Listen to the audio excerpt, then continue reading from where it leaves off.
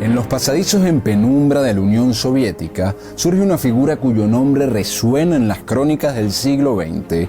Fundada en 1922, la Unión Soviética no escapó a la inmutable ley que rige los ciclos de los imperios, experimentando auge, gloria y decadencia.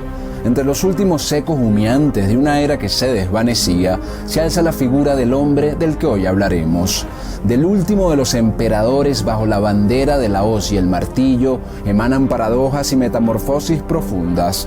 Despreciado en su patria y reverenciado en Occidente, puede ser visto como el artífice del fin de la Guerra Fría o como el arquitecto de los preludios de la Rusia contemporánea, como el hombre que liberalizó a Rusia y la abrió a Occidente, o como aquel que la degradó de su estatus de potencia, llevándola a una espiral de caos y empobrecimiento. La vida política de Mikhail Gorbachov fue un acto de equilibrio en la cuerda floja de la historia. Sus anhelos de reformas liberales y de preservación del gran Estado socialista soviético chocaron con la tradición y la burocracia, y con una población que veía con curiosidad cómo en todos los países el mercado se iba convirtiendo en el centro rector de la vida y la cultura. La historia de Gorbachov es también la historia de la disolución de la Unión Soviética y la llegada del llamado orden mundial unipolar. Les habla Reinaldo Carrillo, esto es La Nueva Enciclopedia. Les recuerdo que nos pueden dar un gran apoyo para poder seguir haciendo este trabajo, simplemente dejando sus comentarios, dándole me gusta a este video y compartiendo el material con todos sus conocidos. Abajo también pueden conseguir un enlace del Patreon, donde cualquier colaboración es más que bienvenida. Sin más nada que agregar, empecemos.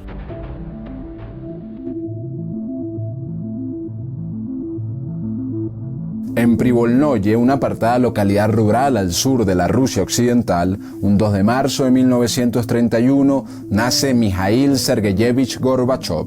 Este lugar, dividido entre rusos y ucranianos étnicos, vio su llegada al mundo en el seno de una familia singular, un padre ruso y una madre de origen ucraniano.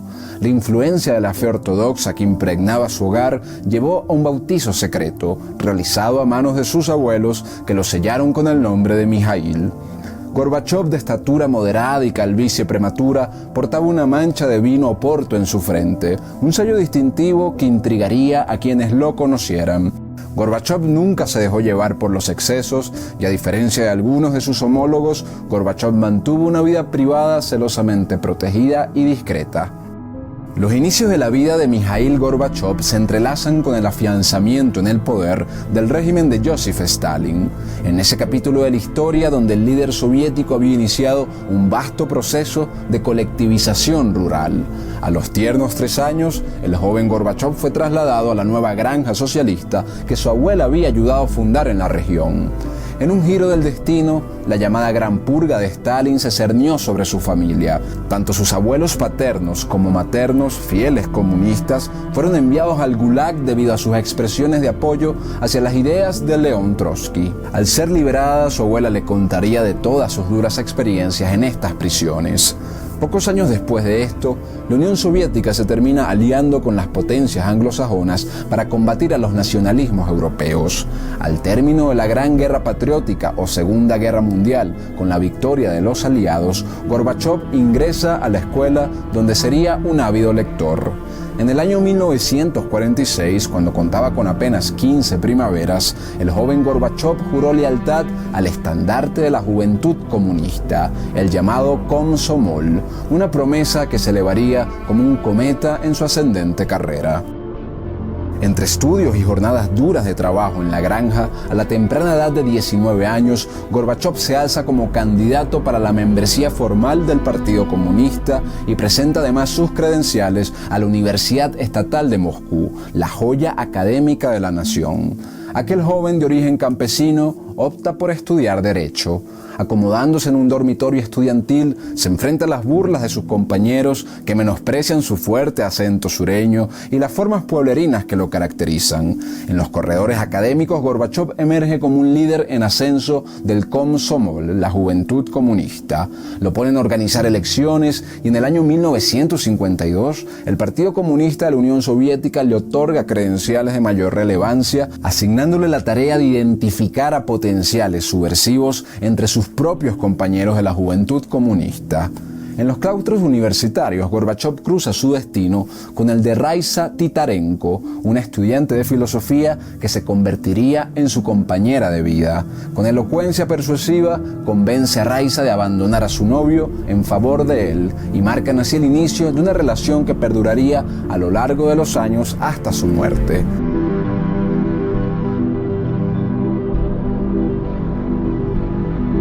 Por su parte, después de casi 3 décadas de liderar y expandir el imperio soviético, con un férreo control político y un proceso de industrialización que competía con las potencias occidentales del planeta, muere finalmente Joseph Stalin. En los grupos de poder yacían corrientes que abogaban por mantener el legado de Stalin del socialismo en un solo país, mientras que otras corrientes pedían reformas liberalizadoras y una mayor apertura al capitalismo internacional anglosajón.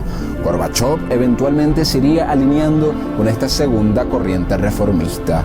En todo caso, la muerte de Stalin significaba un nuevo terreno fértil para que ascendieran nuevas figuras políticas. Para ese mismo año de 1953, Gorbachov es nombrado procurador en Molotovskoye, pero cansado de la burocracia soviética, regresa a trabajar en la granja con su padre. Para junio de 1955, Gorbachov ya ostentaba el título de abogado de la Unión Soviética y es nombrado nuevamente como procurador del Soviet. Tras la muerte de Stalin, la ventisca política gira y Nikita Khrushchev se termina irguiendo en el podio del poder. Khrushchev era parte de la corriente reformista y termina tomando medidas de leve apertura política y leve apertura comercial, iniciando acercamientos a importantes grupos económicos occidentales. También desgarra el manto del culto a la personalidad de Stalin, un paraje que permite a Gorbachov articular con mayor libertad su desdén hacia el stalinismo. Gorbachov es enviado a trabajar a Stavropol al cargo de procurador nuevamente. Desde allí astutamente empieza a tejer una red de conexiones dentro del Komsomol, escalando hacia la posición de subdirector en la oficina de propaganda y agitación. Se aventura a los poblados orquestando y emergiendo como un faro de liderazgo comunitario con una buena aceptación. En el año 1957, Raisa queda embarazada y nace Irina, la que sería su única hija. Mientras Gorbachov continúa sus esfuerzos organizativos, forja clubes de debate, promueve el deporte y presta su apoyo a las campañas de desarrollo agroindustrial impulsadas por Khrushchev. En el año 1956 inicia su ascenso en la pirámide de la burocracia estatal. Los archivos de la KGB ya hacen un veredicto. Según ellos, se trataba de un hombre de gran potencial político y confiable. Gorbachov es ascendido al cargo de jefe administrativo en su localidad. 2 años después, su alcance se expande hasta abarcar como jefe administrativo de toda la región. Para marzo de 1961, Gorbachov se alza como un líder regional a mediano alcance, orquestando los fastos de la Juventud Comunista Mundial y supervisando las preparaciones para que los miembros del Politburó disfruten de sus retiros rurales. El Politburó del Comité Central del Partido Comunista de la Unión Soviética era el máximo órgano de dirección política tanto en la República de Rusia como en las demás repúblicas que conformaban la Unión Soviética. Para 1966, a Khrushchev finalmente le llega su hora. Tras su gobierno de orientación reformista, llegaba ahora al poder Leonid Brezhnev, un hombre del ala más ortodoxa y estalinista del partido, que en su gestión logra hacer crecer la influencia global y la expansión militar de la Unión Soviética y mantiene un mayor celo de las injerencias extranjeras a la economía, aunque no deja de hacer pequeñas reformas para atraer el comercio internacional. Conduce un periodo de estabilización, pero también de estancamiento económico, frente a unas potencias occidentales que crecían muy rápidamente. También permite discusiones reformistas en las sedes de la Juventud Comunista, que serían clave para el ascenso posterior de Gorbachov. Para 1969, Gorbachov logra ser electo como diputado en el Soviet Supremo de la Unión Soviética. Este era el máximo órgano legislativo de la Unión Soviética. Rusia, Ucrania, Bielorrusia y las demás repúblicas individuales tenían su propio Soviet Supremo, pero estaban supeditados al Soviet Supremo Mayor de la Unión. A Gorbachov se le encomienda la Comisión de Protección Ambiental y esto le permite viajar a Alemania Oriental, Bulgaria y Checoslovaquia, donde presencia la represión con tanques a los famosos alzamientos que se generan en estos lugares poco después de la muerte de Stalin. Simultáneamente, la KGB lo inviste con una labor oscura: liderar los castigos a los disidentes, un papel que cumple cabalmente, aunque luego expresaría presuntos cargos de conciencia. Con un liderazgo incuestionable, Gorbachov encuentra su destino accediendo al Comité Central del Partido Comunista. En un escenario donde la juventud era la excepción, Gorbachov, de 39 años, miembro del ala reformista y occidentalizadora, ya se alzaba como un miembro élite del partido. Tanto por su eficacia como por su habilidad en el arte del halago falso hacia Brezhnev, artimaña que el KGB no pasó por alto, Gorbachov se convierte en un trotamundos de la diplomacia soviética. Entre 1970 y 1977, sus pasos lo llevaron por tierras occidentales: Italia, Bélgica, Holanda, Francia y Alemania Occidental. Esto no solo lo lleva a desarrollar relaciones clave con los poderes occidentales, sino a afianzar su posición interna en el régimen soviético.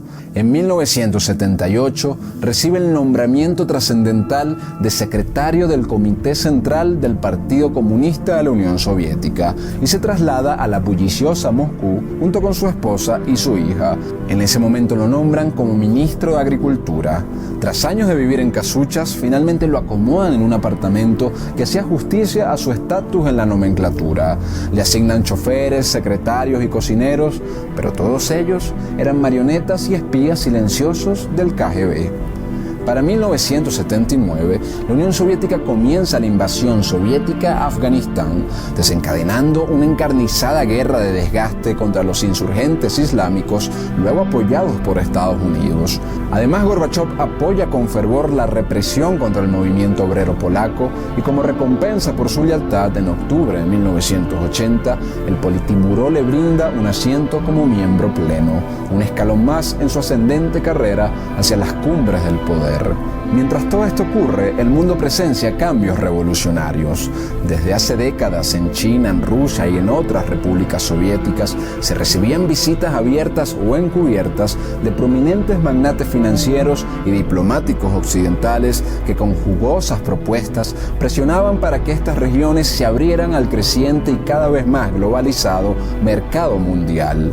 Era una época en que las dinámicas de consumo y demanda del mercado se imponían como los principios rectores de la vida. La industria de las finanzas internacionales alcanzaba un tamaño enorme sin precedentes. Los bancos multinacionales y los fondos de capital permeaban cada vez más las economías de todos los países. Igualmente, corrientes culturales occidentales y anglosajonas se esparcían por todo el planeta. Cuando el último aliento de Brezhnev se desvanece en 1982, luego de 18 años de gobierno, el trono soviético es heredado por Yuri Andropov, un anciano demacrado y esclavo del alcohol. Ante esto, Gorbachov pasa a presidir las reuniones del Politburó, ganando una prominencia que suscitó inquietudes en las sombras del KGB. ¿Quién gobernaba realmente, Gorbachov o Andropov? Sin embargo, la sombría guadaña de la mortalidad no descansaba. En febrero de 1984, Yuri Andropov muere de cirrosis hepática y en su lugar emerge otro anciano debilitado, elegido por el Politburó por considerar a Gorbachov como demasiado joven, Konstantin Chernenko, otro viejo senil y frágil. Mientras tanto, seguía más vigente que nunca la pugna entre la llamada línea dura stalinista, defensores de la grandeza soviética, y los reformistas más o menos liberales dentro del partido. Dentro y fuera del país, Gorbachov continúa cultivando aliados durante este periodo, comprometiéndose con líderes occidentales y tejiendo una red de apoyo a su visión de reformas que lo hacían ver con buenos ojos en Occidente. Para 1985 muere Chernenko y ahora la Unión demandaba un nuevo secretario general del Comité Central del partido, que era el cargo que agrupaba a los principales poderes de la Unión. Durante la transición, Andrei Gromyko, el inmutable ministro de Asuntos Exteriores de la Unión Soviética, alza su voz en el Comité Central, recomienda con determinación a Mikhail Gorbachov como el próximo conductor de la Unión Soviética. El resto del Politburó alza su voz en unísono apoyo y por unanimidad lo coronan como el octavo líder soviético. Así, un hombre de 53 años asciende al trono de la segunda potencia más grande del planeta. Pocos podían vislumbrar que un leninista de corte reformista, de voz sosegada, con un desdén sutil hacia los espectros de Brezhnev y de Stalin y con buenas amistades del lado occidental, tomaría las riendas del Kremlin.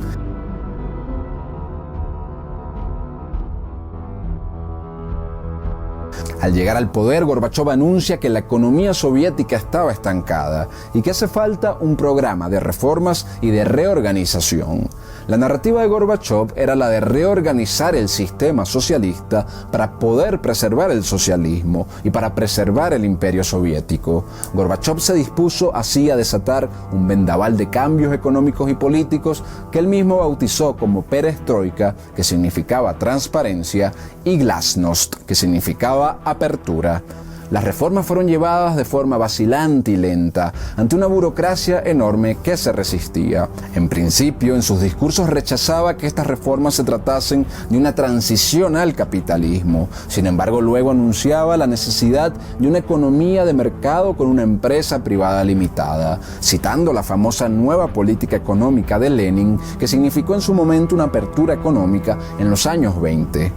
Las reformas económicas se dedicaron a reducir la burocracia al fundir ministerios y relegar a secretarías departamentos anteriormente colosales.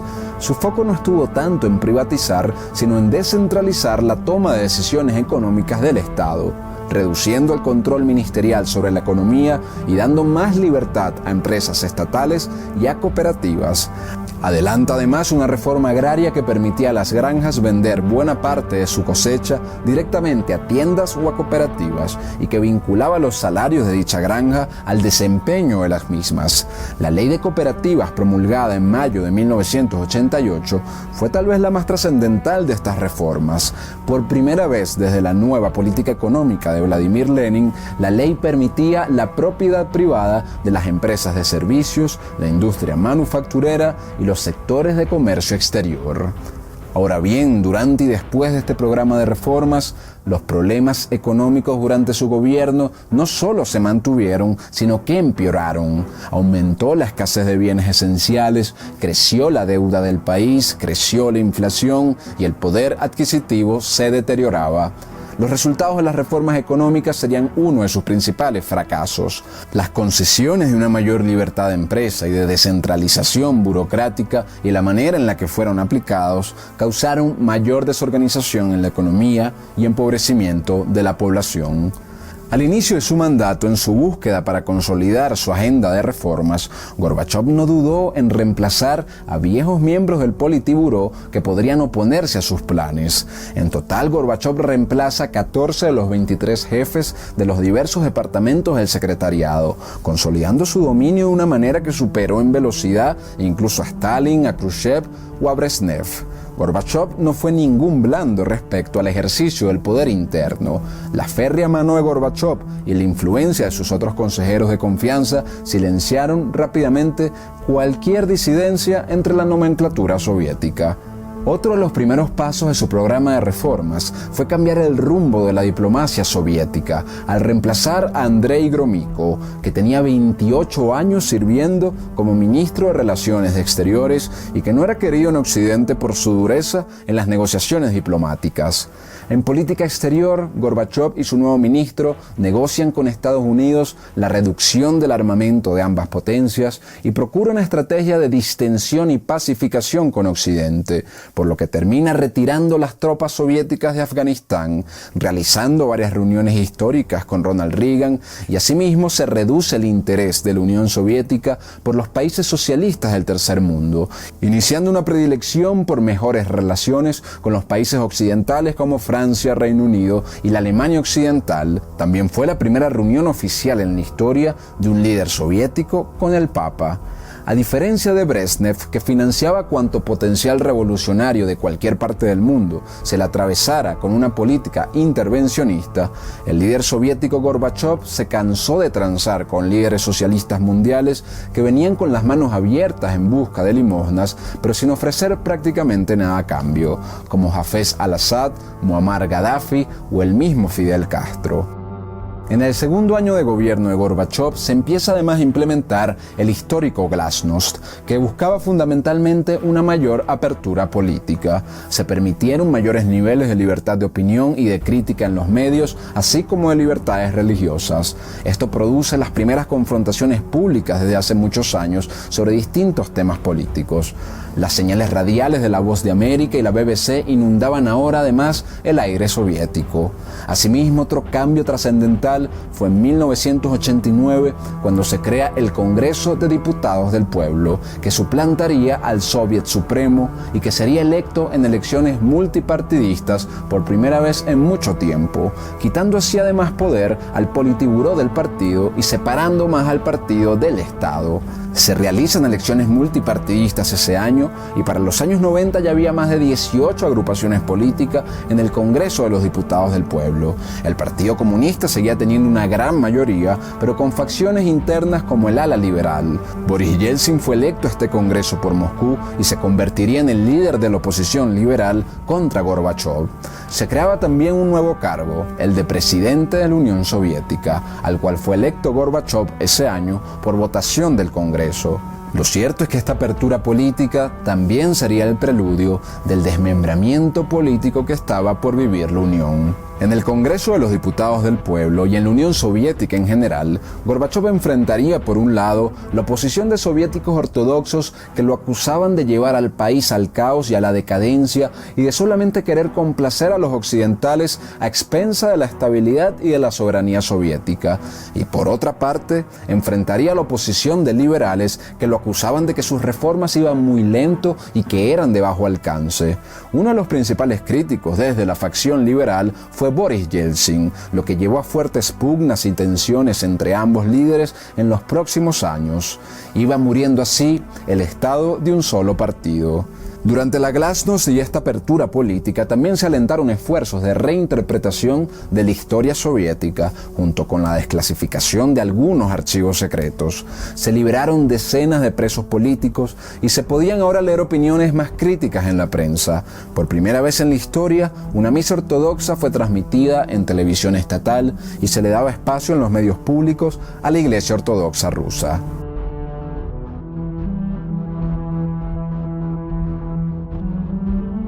Poco después de llegar al poder, el 26 de abril de 1986, la central eléctrica nuclear Vladimir Lenin en Chernobyl se convierte en el epicentro del peor desastre nuclear en la historia europea. La explosión de la central, que sumió a Gorbachov en un mar de llamadas desesperadas de líderes extranjeros reclamándole explicaciones que no sabía dar, reveló la verdadera fragilidad del sistema soviético.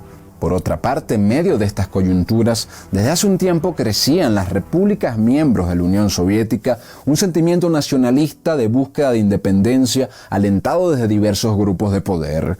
Aunque los diálogos entre soviéticos y occidentales estaban mejor que nunca, la apertura política de Gorbachov le dio un impulso a estos grupos que buscaban desmembrar la Unión. Para 1988, el control de Gorbachov sobre las repúblicas bálticas se desmoronaba. Letonia, Lituania y Estonia pedían descentralización, mientras Polonia se agitaba bajo el liderazgo de Lech Walesa. En el Cáucaso, los conflictos étnicos y religiosos amenazaban con hacer estallar la región.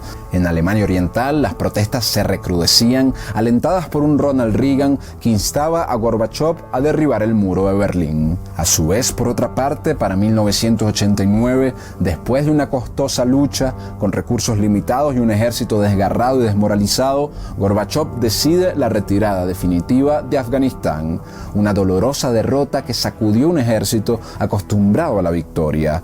Este sería el segundo golpe que llevaría al colapso inminente de la Unión Soviética. A su vez, ese mismo año en Rumania, el líder comunista Ceausescu fue derrocado y ejecutado. Luego, tras presiones internas y externas en Alemania, las autoridades socialistas alemanas finalmente ceden borrar la frontera histórica del muro e iniciar el proceso de reunificación alemana. Cuando cae el muro de Berlín, no pocos afirmaron que se había terminado la Guerra Fría. Estas mismas corrientes nacionalistas también corrían a lo interno de Rusia. Agosto de 1991 marca el triste epitafio de la agonizante Unión Soviética. Un año antes de esto, Boris Yeltsin había conseguido el cargo de presidente del Soviet Supremo de la República Soviética de Rusia. Este era el órgano más importante a lo interno de Rusia como república federativa, pero igual estaba supeditado legalmente al Congreso de los Diputados del Pueblo de la Unión Soviética.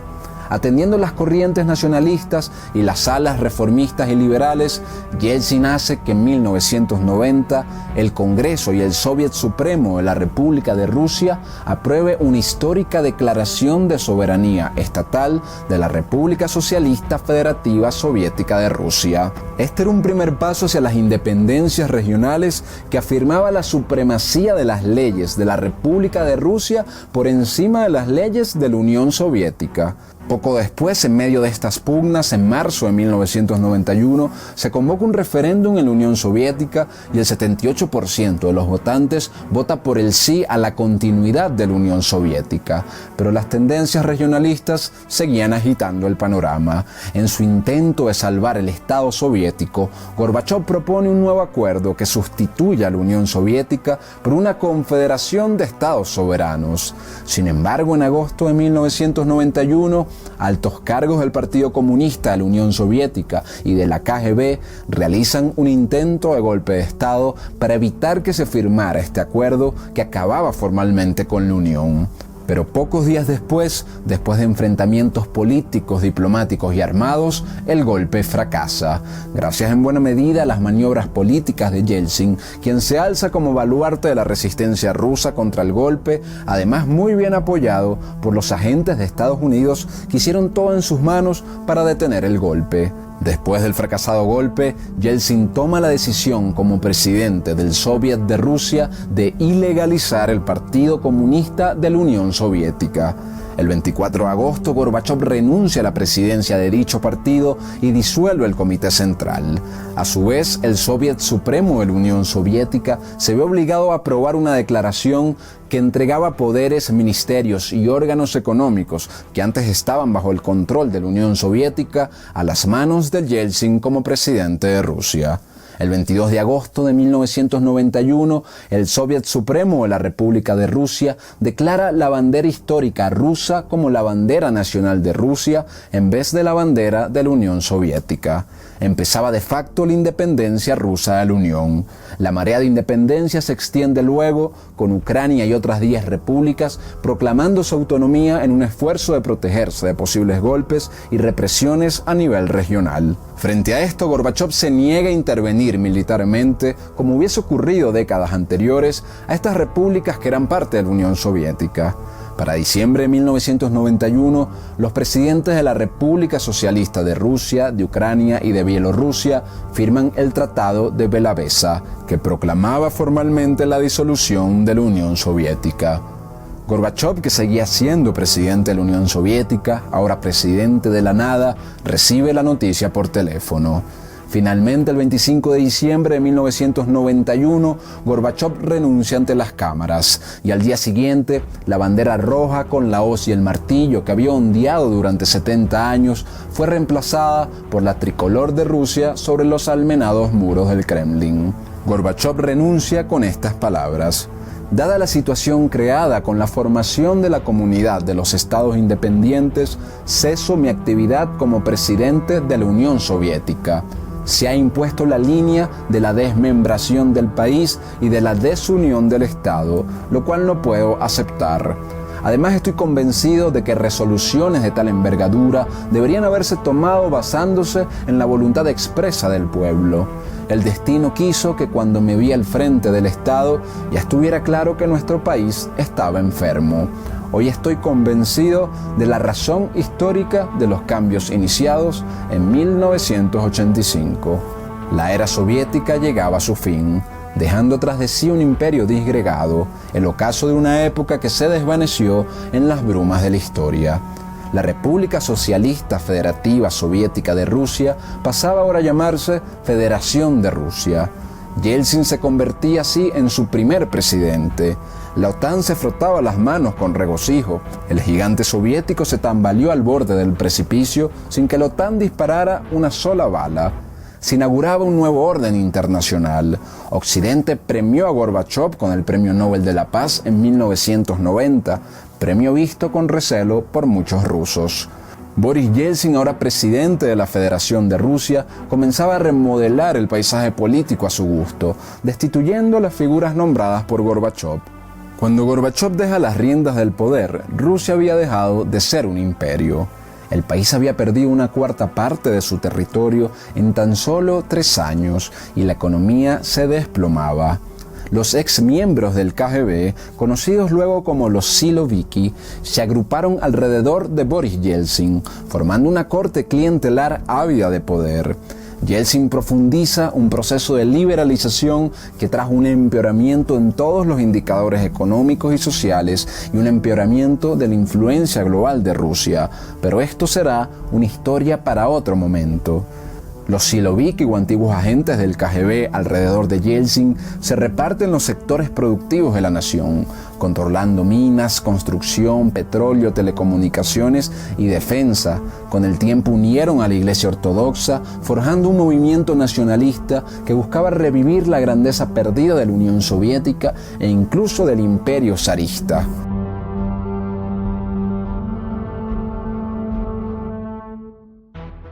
Mikhail Gorbachov, una vez fuera de la vorágine del Kremlin, crea la Fundación Gorbachov con sede en San Francisco, Estados Unidos, y se une a instituciones como el Club de Roma.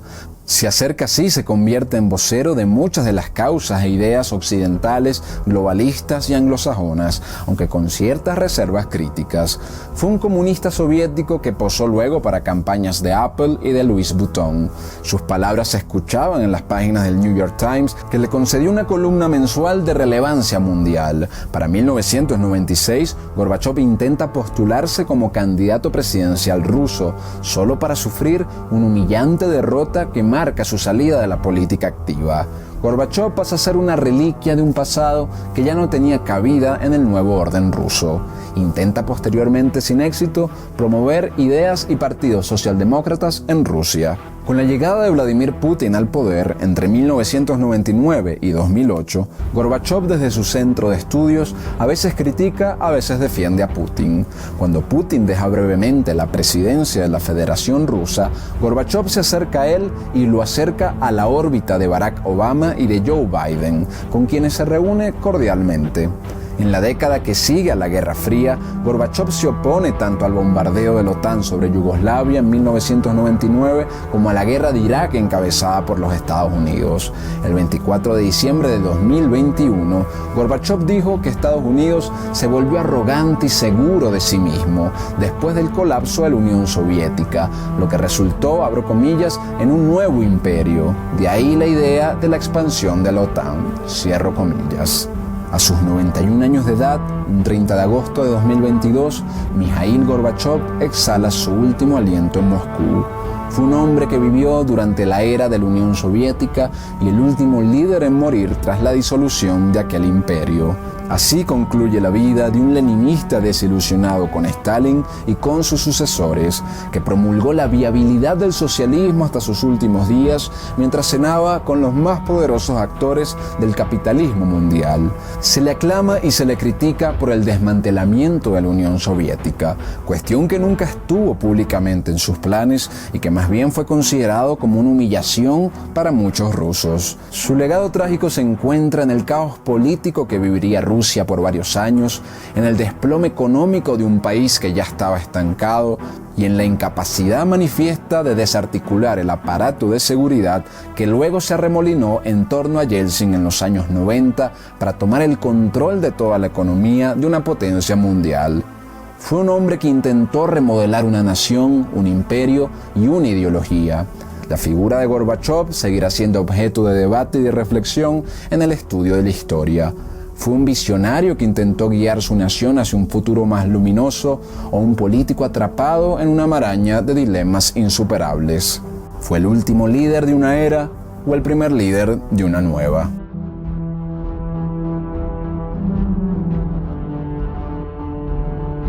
Muchas gracias por haber visto este video, espero que les haya gustado y no olviden que es muy importante para nosotros que puedan suscribirse al canal, dejar sus comentarios, compartir el video, seguirnos en nuestra cuenta de Instagram llamada La Nueva Enciclopedia y sobre todo que nos colaboren en nuestro Patreon con cualquier ayuda que nos puedan dar.